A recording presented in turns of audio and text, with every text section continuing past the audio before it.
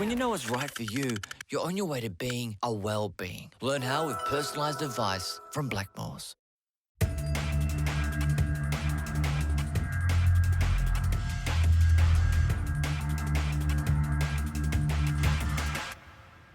Welcome to this week's injury update brought to you by Blackmores.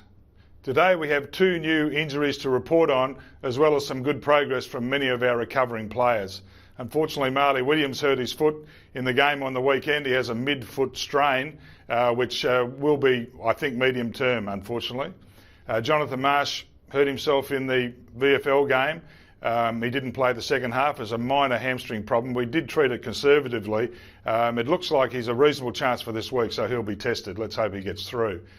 Jared Witch, sadly, he was coming good when he split the webbing in his hand, but he had an infection in it and needed to be fixed. So I think he'll probably miss this week as well, but he should be right the week after, so he's short term.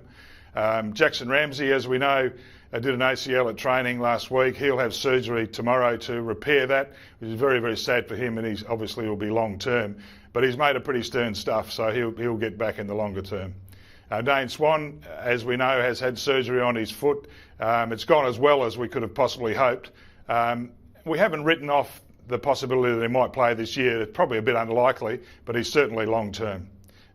We're missing him, obviously, but he's come through that pretty well.